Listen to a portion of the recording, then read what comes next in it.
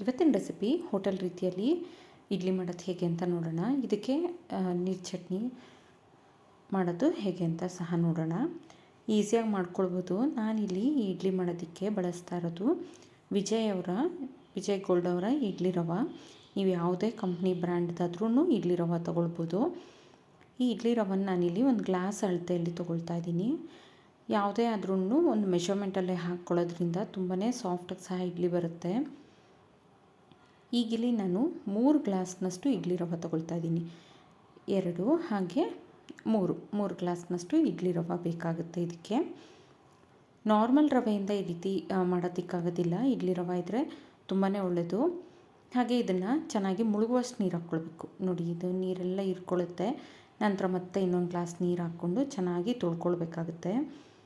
ಚೆನ್ನಾಗಿ ತೊಳ್ಕೊಂಡು ಸ್ವಲ್ಪ 1 ನಿಮಿಷ ಆ ಥರ ಬಿಟ್ಟರೆ ಎಲ್ಲ ನೀಟಾಗಿ ರವೆ ಎಲ್ಲ ಕೆಳಗಡೆ ಸೆಟ್ಲಾಗುತ್ತೆ. ಆಮೇಲೆ ನಾವು ನೀರನ್ನ ಮೇಲಿಂದೇ ಬಸ್ಕೊಳ್ಬೋದು. ನೋಡಿ, ಈ ರೀತಿ ಒಂದು 2 ಸಾರಿ ಆದರೂ 2ರಿಂದ 3 ಸಾರಿ ನೀಟಾಗಿ ತೊಳ್ಕೊಳ್ಬೇಕು. ಮೇಲಿನ ನೀರೇ ಬಸ್ಕೊಳ್ಬೋದು. ನಂತರ ಇದನ್ನು ನಾನು ಇದಕ್ಕೆ ನೀರು ಸೇರಿಸಿ ನೆನೆಯೋದಕ್ಕೆ ಇಡ್ತಾಯಿದ್ದೀನಿ. ಹಾಗೆ ಇದಕ್ಕೆ ಉದ್ದಿನಬೇಳೆ ಬೇಕಾಗುತ್ತೆ. ನಾನು 1 ಗ್ಲಾಸ್ನಷ್ಟು ಉದ್ದಿನಬೇಳೆ ತೊಗೊಂಡಿದ್ದೀನಿ. ಹಾಗೆ ಅದೇ ಗ್ಲಾಸ್ನಲ್ಲೇ ಅರ್ಧ ಗ್ಲಾಸ್ನಷ್ಟು ಗಟ್ಟಿ ಅವಲಕ್ಕಿನ ತೊಗೊಳ್ತಾ ಇದ್ದೀನಿ ನಾನು. ಎರಡನ್ನು ಸೇರಿಸಿ ಚೆನ್ನಾಗಿ ಒಂದು 2ರಿಂದ 3 ಸಾರಿ ನೀಟಾಗಿ ತೊಳ್ಕೊಳ್ಬೇಕಾಗುತ್ತೆ. ಈ ರೀತಿ ಚೆನ್ನಾಗಿ ಕೈ ಆಡಿಸಿ ನೀಟಾಗಿ ತೊಳ್ಕೊಳ್ಬೇಕು. ಈಗಿದ ಮುಳುಗುವಷ್ಟು ನೀರನ್ನು ಸೇರಿಸ್ಬಿಟ್ಟು ನೆನೆಯೋದಕ್ಕಿಡೋಣ. ನಾನಿಲ್ಲಿ 4ರಿಂದ 5 ಗಂಟೆ ನೆನೆಸ್ತಾ ಇದ್ದೀನಿ ಎರಡೂ ಸಹ. ನೋಡಿ, ಇಲ್ಲಿ ಒಂದು 4 ಅವರ್ಸ್ ನೆಂದಿದೆ. ಈ ರೀತಿ ಎಲ್ಲ ನೀಟಾಗಿ ಸೆಟ್ಲಾಗಿರುತ್ತೆ. ಈ ಟೈಮಲ್ಲಿ ಮೇಲಿನ ನೀರೇ ಬಸ್ಕೊಳ್ಬೇಕು. ನಂತರ ಈ ಉದ್ದಿನಬೇಳೆ ನೀರನ್ನು ಅಷ್ಟೇ ಎಲ್ಲ ತೆಗೆದು ನಾನು ಮಿಕ್ಸರ್ ಜಾರಿಗೆ ಉದ್ದಿನಬೇಳೆ ಮತ್ತು ಅವಲಕ್ಕಿ ಏನು ನೆನೆಸಿಟ್ಟಿದ್ವಲ್ಲ ಅದನ್ನು ಹಾಕ್ಕೊಳ್ತಾ ಇದ್ದೀನಿ. 4 ಅವರ್ ನೆಂದರೆ ಸಾಕಾಗುತ್ತೆ. ತುಂಬ ಏನು ನೆನೆಸೋದು ಬೇಡ. ಈಗ ಬೇಸಿಗೆ ಇರೋ ಕಾರಣ ನೀವು ರಾತ್ರಿ ಮಲಗೋ ಮುಂಚೆ ಇದನ್ನೆಲ್ಲ ರುಬ್ಬಿ ಇಟ್ಟರು ಸಹ ಚೆನ್ನಾಗಿ ಉಬ್ಬಿ ಬರುತ್ತೆ. ಚಳಿಗಾಲದಲ್ಲಾದರೆ ಒಂದು 8 ಅವರ್ ಆದರೂ 8ರಿಂದ 10 ಅವರ್ ಚೆನ್ನಾಗಿ ನೆನಿಬೇಕಾಗುತ್ತೆ, ಅಂದರೆ ಫಾರ್ಮೆಂಟೇಷನ್ ಆಗೋದಕ್ಕೆ. ಈಗ ನೋಡಿ, ಉದ್ದಿನಬೇಳೆ ಮತ್ತು ಅವಲಕ್ಕಿನ ನೀರು ಸೇರಿಸಿ ಈ ಥರ ನೈಸಾಗಿ ರುಬ್ಕೊಳ್ಬೇಕು.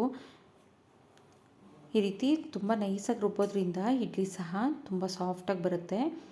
ಈಗ ನಾನು ಏನು ರುಬ್ಬಿ ಇಟ್ಟಿರೋ ಮಿಶ್ರಣಕ್ಕೆ ಈ ಇಡ್ಲಿ ರವೆ ಏನಿದೆ ನೋಡಿ, ಚೆನ್ನಾಗಿ ರೀತಿ ನೀರು ಹಿಂಡಬೇಕು. ನೀರೆಲ್ಲ ತೆಗೆದ್ಬಿಟ್ಟು ನಂತರ ಇದಕ್ಕೆ ಸೇರಿಸ್ಕೊಳ್ಬೇಕು. ನೀರು ಇರಬಾರ್ದು. ನೀರು ಆಗಿಬಿಡುತ್ತೆ, ಇಲ್ಲಾಂದರೆ ಇಡ್ಲಿ ಬರೋದಿಲ್ಲ. ನೋಡಿ, ಈ ರೀತಿ ಚೆನ್ನಾಗಿ ಹಿಂಡಿಬಿಡಬೇಕು. ಹಿಂಡಿದ ನಂತರ ಇದಕ್ಕೆ ಪಾತ್ರೆಗೆ ಸೇರಿಸ್ಕೊಳ್ಬೇಕು.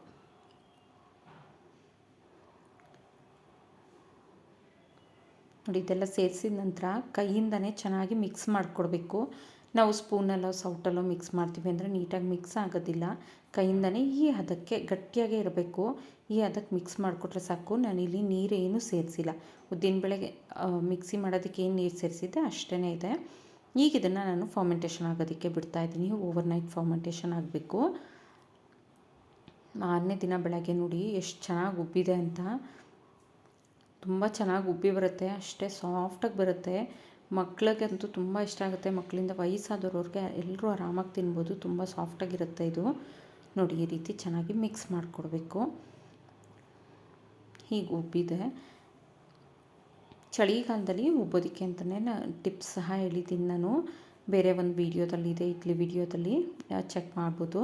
ಈಗ ಇಲ್ಲಿ 1 ಕಪ್ನಷ್ಟು ಕಾಯಿ ತುರಿ, ಹಾಗೆ ಅದೇ ಕಪ್ಪಲ್ಲಿ ಒಂದು ಅರ್ಧಕ್ಕಿಂತ ಕಡಿಮೆ 1/4 ಕಪ್ನಷ್ಟು ಕಡಲೆಪಪ್ಪನ್ನು ಹಾಕ್ಕೊಳ್ತಾ ಇದ್ದೀನಿ. ಕ್ವಿಕ್ಕಾಗಿ ಮಾಡ್ಕೋಬೋದು. ಯಾವುದೇ ಹುರಿಯೋವಂಥ ಅವಶ್ಯಕತೆ ಇಲ್ಲ. ನೀವು ಬೇಕಿದ್ರೆ ಕೊತ್ತಂಬರಿ ಸೊಪ್ಪು ಪುದೀನಾನ ಹುರಿದು ಸಹ ತೊಗೊಳ್ಬೋದು. ನಾನಿಲ್ಲಿ ಹಾಗೆ ತೊಗೊಳ್ತಾ ಇದ್ದೀನಿ. ಖಾರಕ್ಕೆ ಎಷ್ಟು ಬೇಕಷ್ಟು ಹಸಿರು ಮೆಣಸಿನ್ಕಾಯಿ ತೊಗೊಳ್ಬೇಕು. ಖಾರ ಸ್ವಲ್ಪ ಜೋರಾಗಿದ್ದರೆ ಚೆನ್ನಾಗಿರುತ್ತೆ. ಹಾಗೆ ರುಚಿಗೆ ಎಷ್ಟು ಬೇಕಷ್ಟು ಉಪ್ಪು ಸೇರಿಸ್ಕೊಳ್ಳಿ. ಇದಿಷ್ಟನ್ನು ಡ್ರೈ ಮಿಕ್ಸ್ ಮಾಡ್ಕೊಬರೋಣ. ಡ್ರೈ ಪೌಡರ್ ಮಾಡ್ಕೊಳ್ಬೇಕು. ಮಾಡಿಕೊಂಡು ನಂತರ ಇದಕ್ಕೆ ಎಷ್ಟು ಬೇಕಷ್ಟು ನೀರು ಸೇರಿಸಿ, ಈಗಿಲ್ಲಿ ನಾನು ಸ್ವಲ್ಪ ಪುದೀನ, ಒಂದು 2 ಸ್ಪೂನ್ ಆಗೋಷ್ಟು ಪುದೀನ ಇದೆ, ಒಂದು 1/4 ಹಿಡಿ ಅಷ್ಟಿದೆ ಅಷ್ಟೇ. ನಂತರ ಸ್ವಲ್ಪ ಕೊತ್ತಂಬರಿ, ಇದಿಷ್ಟನ್ನು ತೊಗೊಳ್ಬೇಕು. ತೊಗೊಂಡು ಇನ್ನು ಸ್ವಲ್ಪ ನೀರು ಸೇರಿಸಿ ಇದನ್ನು ನಾನು ರುಬ್ಕೊಂಡು ತೊಗೊಬರ್ತೀನಿ. ಈಗ ನೀಟಾಗಿ ರುಬ್ಬಿದ ನಂತರ ಇದನ್ನು ನಾನು ಪಾತ್ರೆಗೆ ಟ್ರಾನ್ಸ್ಫರ್ ಮಾಡ್ಕೊಳ್ತಾ ಇದ್ದೀನಿ. ನೋಡಿ, ಈ ರೀತಿ ನಾನು ಗಟ್ಟಿಯಾಗಿ ರುಬ್ಕೊಂಡಿದ್ದೀನಿ. ನಂತರ ಇದಕ್ಕೆ ನಾವು ಮಿಕ್ಸರ್ ಜಾರಿಗೆ ನೀರನ್ನು ಸೇರಿಸಿ ಇದಕ್ಕೆ ಸೇರಿಸ್ಕೊಳ್ಬೋದು. ನೋಡಿ, ಮಿಕ್ಸರ್ ಜಾರಿಗೆ ನೀರನ್ನು ಸೇರಿಸಿ ಇದಕ್ಕೆ ಸೇರಿಸ್ಕೊಳ್ತಾ ಇದ್ದೀನಿ ನಾನು. ಈ ರೀತಿ ನೀರು ಸೇರಿಸ್ಕೊಂಡು ನಮಗೆ ಎಷ್ಟು ತೆಳು ಬೇಕಲ್ಲ ಅಷ್ಟು ತೆಳು ಮಾಡಿಕೊಂಡ್ರೆ ಆಯಿತು. ಈ ಇಡ್ಲಿಗಂತೂ ನೀರು ಚಟ್ನಿ ತುಂಬಾ ಚೆನ್ನಾಗಿರುತ್ತೆ. ನೋಡಿ, ಇಷ್ಟು ತೆಳು ಸಾಕು, ತುಂಬ ತೆಳುವೂ ಮಾಡಬಾರ್ದು. ಈಗ ಇದಕ್ಕೆ ಸಾಸಿವೆ ಮತ್ತು ಕರಿಬೇವಿನ ಒಗ್ಗರಣೆ ಕೊಟ್ಟಿದ್ದೀನಿ. ಎಣ್ಣೆ, ಸಾಸಿವೆ, ಕರಿಬೇವು ಮತ್ತು ಜೀರಿಗೆ ಇದಿಷ್ಟನ್ನು ಹಾಕಿ ಒಗ್ಗರಣೆ ಮಾಡಿ ಇಟ್ಕೊಂಡಿದ್ದೀನಿ. ಅದನ್ನು ಮಿಕ್ಸ್ ಮಾಡಿಕೊಂಡ್ರೆ ಚಟ್ನಿ ರೆಡಿ ಆಯಿತು. ಈಗ ಇಲ್ಲಿ ನಾನು ಇಡ್ಲಿ ಹಿಟ್ಟಿಗೆ ರುಚಿಗೆ ತಕ್ಕಷ್ಟು ಉಪ್ಪನ್ನು ಸೇರಿಸ್ಕೊಳ್ತಾ ಇದ್ದೀನಿ. ಉಪ್ಪು ಸೇರಿಸ್ಕೊಂಡು ಚೆನ್ನಾಗಿ ಮಿಕ್ಸ್ ಮಾಡ್ಕೊಳ್ಬೇಕು. ಸೋಡಾ ಏನೂ ಬೇಕಾಗೋದಿಲ್ಲ, ಯಾವುದೇ ಸೋಡಾ ಬಳಸೋಂಥ ಅವಶ್ಯಕತೆಯೇ ಇಲ್ಲ, ಅಷ್ಟು ಸಾಫ್ಟಾಗಿ ಬರುತ್ತೆ. ಈಗ ಇಲ್ಲಿ 2 ಸ್ಪೂನಷ್ಟು ನೀರನ್ನು ಸೇರಿಸಿದ್ದೀನಿ. ನಾನು 2 ಸ್ಪೂನ್ ನೀರು ಸೇರಿಸಿದ್ದೀನಿ. ತುಂಬ ನೀರು ಹಾಕ್ಕೊಳ್ಬಾರ್ದು. ಈ ಹಿಟ್ಟು ಗಟ್ಟಿಯಾಗಿರಬೇಕು. ನಾವು ನಾರ್ಮಲ್ ಅಕ್ಕಿ ಇಡ್ಲಿಗಿಂತೂ ಇದು ಸ್ವಲ್ಪ ಗಟ್ಟಿ ಇರುತ್ತೆ ಹಿಟ್ಟು. ನೋಡಿ, ಈ ರೀತಿ ಗಟ್ಟಿಯಾಗೇ ಇರಬೇಕು. ಈಗ ಇದನ್ನು ಮಿಕ್ಸ್ ಮಾಡಿಕೊಂಡು ನಂತರ ಇಡ್ಲಿ ಪ್ಲೇಟ್ಸ್ಗೆ ನಾನಿಲ್ಲಿ ಎಣ್ಣೆ ಹಚ್ಕೊಂಡು ಇಟ್ಕೊಂಡಿದ್ದೀನಿ. ಇದಕ್ಕೆ ಹಿಟ್ಟನ್ನು ಸೇರಿಸ್ಕೊಳ್ತಾ ಇದ್ದೀನಿ ನಾನು.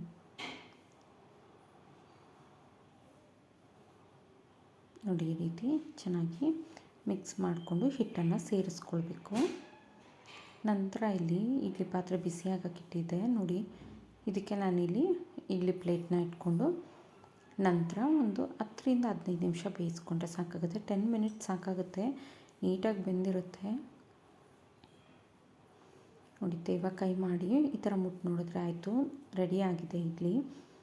ಇಡ್ಲಿನೂ ಅಷ್ಟೇ, ಪ್ಲೇಟಿಗೆ ಎಲ್ಲೂ ಅಂಟ್ಕೊಳ್ಳೋದಿಲ್ಲ, ನೀಟಾಗಿ ಬಂದ್ಬಿಡುತ್ತೆ. ನೋಡಿ ಎಷ್ಟು ಸಾಫ್ಟಾಗಿದೆ ಅಂತ, ತುಂಬ ಸಾಫ್ಟಾಗಿ ಬರುತ್ತೆ ಈ ಇಡ್ಲಿ ಅಂತೂ. ನಾವು ಯಾವುದೇ ಸೋಡಾ ಬಳಸೋದಿಲ್ಲ, ತುಂಬ ಟೇಸ್ಟಿಯಾಗಿ ಸಹ ಇರುತ್ತೆ. ಒಮ್ಮೆ ಈ ಥರ ಬ್ರೇಕ್ಫಾಸ್ಟಿಗೆ ಟ್ರೈ ಮಾಡಿ ನೋಡಿ, ತುಂಬಾ ಚೆನ್ನಾಗಿರುತ್ತೆ ಈ ಕಾಂಬಿನೇಷನ್ನು, ಇಡ್ಲಿ ಮತ್ತು ನೀರು ಚಟ್ನಿ ಕಾಂಬಿನೇಷನ್ನು. ಈ ರೀತಿ ಸರ್ವ್ ಮಾಡಿಕೊಂಡ್ರೆ ಆಯಿತು. ಈ ವಿಡಿಯೋ ಇಷ್ಟ ಆದಲ್ಲಿ ಲೈಕ್, ಶೇರ್ ಆ್ಯಂಡ್ ಸಬ್ಸ್ಕ್ರೈಬ್ ಮಾಡಿ, ಕಮೆಂಟ್ ಮಾಡಿ ತಿಳಿಸಿ. Thank you for watching. Follow for more videos.